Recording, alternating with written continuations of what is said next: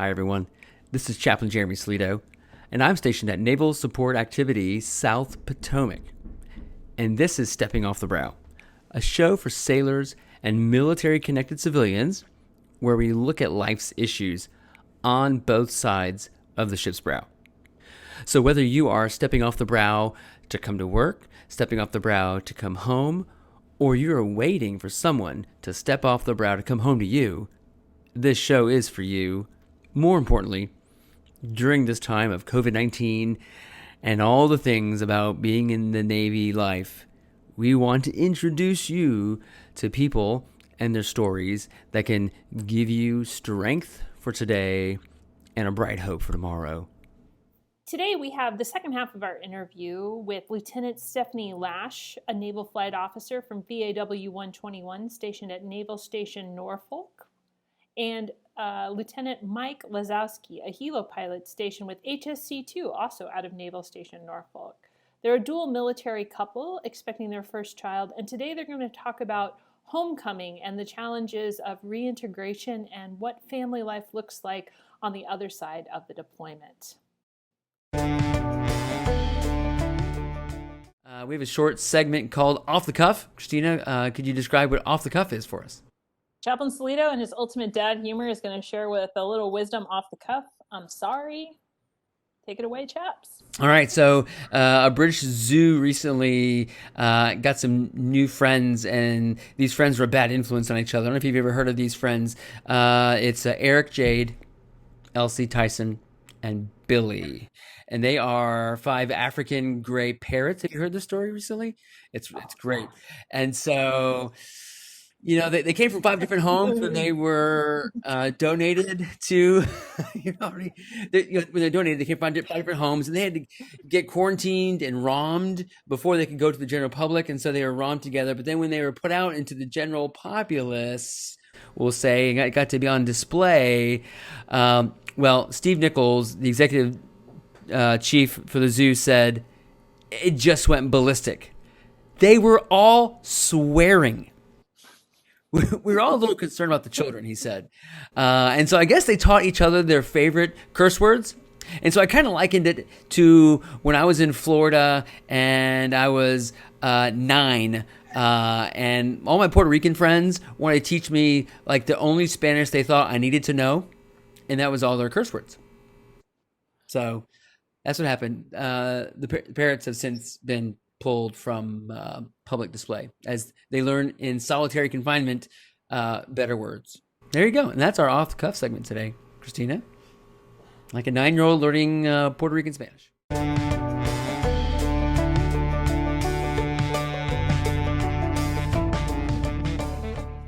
Flipping ahead maybe to February when we all come home, and now we're in COVID, and now you have lots of time together.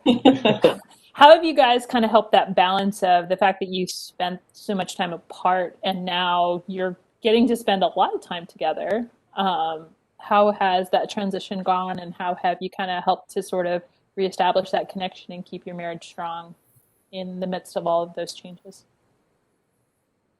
I'd say definitely we keep falling back on communication, but that could also be like, I need a little bit of me time.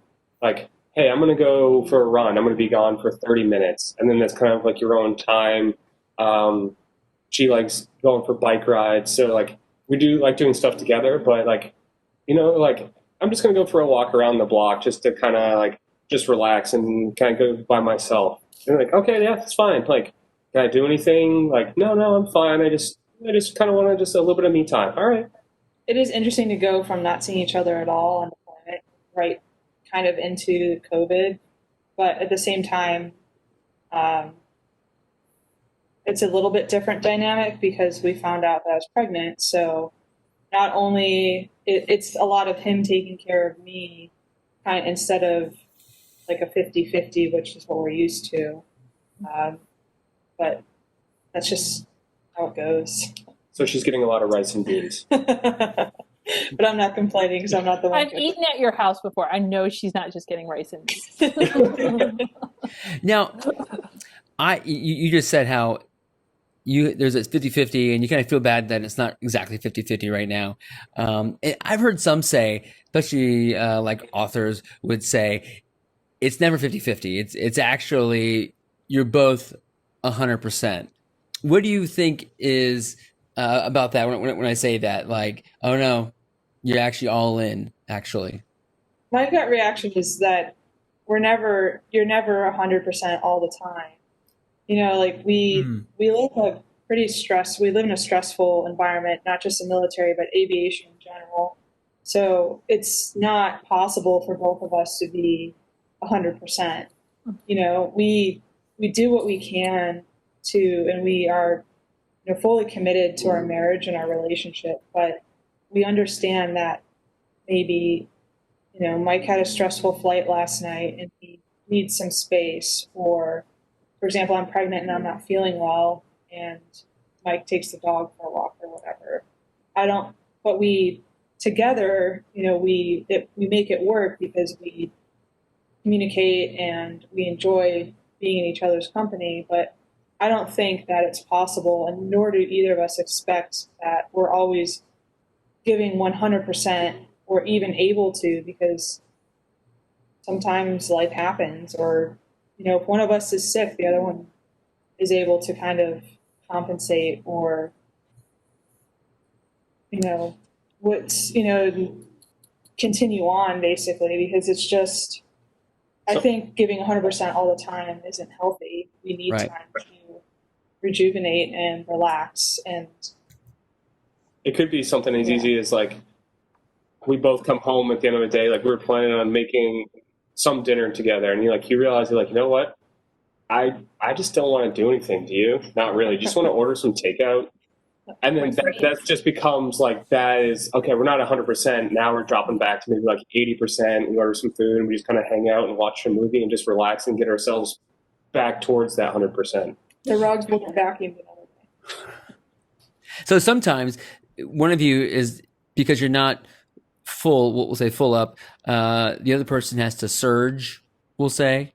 Do you just assume, like, do you read each other and go, okay, I know this is what she needs, this is what he needs? Or have y'all kind of learned to kind of really explicitly communicate those things? I'd say kind of a combination. We're both, like I said earlier, we're both pretty independent. So if sometimes you know, if I'm upset, Mike can tell that I'm upset, and he asks, "Are you okay?" And I'll just kind of be like, "I just need time, or I need space." Um, and sometimes he knows that I'm holding back, and he's realizing that, and he keeps asking, but we've kind of developed like no, they really just don't want to talk about it right now, or maybe I need to keep probing and be like, no, like what's really wrong, and like keep asking. But I'd say that's not like a perfect skill. And we've been married for 5 years, but we're still learning a lot about each other, so that's not something that we can always rely on, is that perfect communication. And sometimes, like, for example, when you just come home from deployment, it's kind of nerve wracking. So you're like, well, we've been married for a while, but you're still kind of coming back to someone that maybe you haven't seen for 7 or 8 months, and you both grow apart a little bit, which is okay. I mean, you can't expect life to be stagnant while you're gone. But you Hmm. have to then kind of relearn each other and kind of catch up as the other people, as your spouse has grown in different ways. You kind of have to catch up and learn. And that's an evolving process. And I would say I would never be confident in saying that I'm like 100% good at reading Mike or his moods, or like what he wants. But we get better at communicating by, like you said, being more explicit, saying I just need space, or learning when the other person really just wants space, or they, maybe you should keep asking what's wrong, or if they need something. I think it's great you pointed out something that we all recognize and sometimes we see as a bad thing, and that is that we change over deployments. But I guess that's actually could be a good thing. Is hopefully we're growing and developing, Yeah. and not the same person as we were. And so I guess, but it sounds like you guys see that as a positive.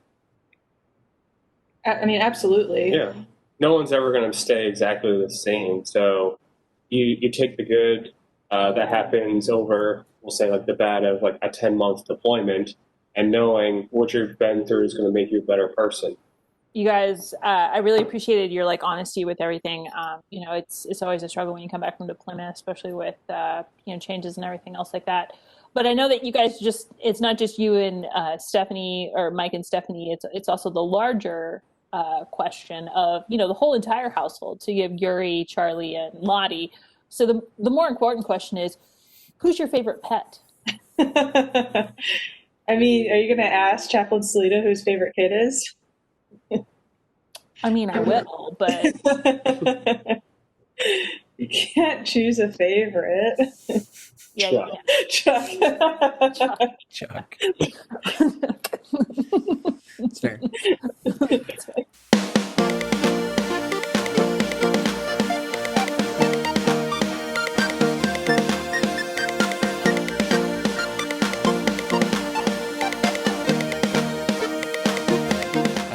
And so the suite would be this time Lottie. So Christina, do we have a question for Lottie? We'll have Oh to- yeah, but first we Yeah, probably hold- need give to me a pull her up. second. We must rouse Lottie from Yeah. her slumber. Was she snoring earlier? Because I thought I could hear her. That's what I thought. Oh, come on, you. Oh, man. Yeah, when I haul her up and down the stairs, She's she's a dense. chunker. No, that might not.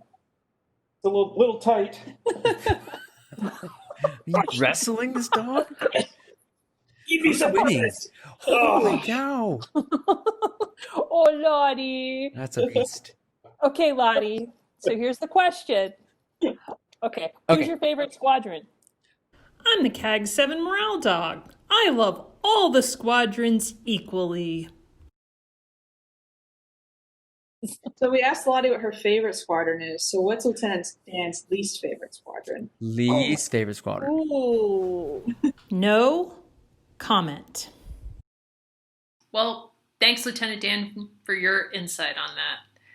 That's all the time we have for today. We'd like to thank Lieutenant Stephanie Lash and Lieutenant Mike Lazowski for their time in interviewing, and we'd also like to extend a special, very, very warm thank you to Lottie, the CAG 7 morale dog, her opinions on her favorite squadrons. That's all the time we have for Stepping Off the Brow. We'll see you next time. Thanks for listening. Our theme music is the song Josie O by James Stone. The sweet and sour segment music was Baby Owls Dancing by Avita Pezo.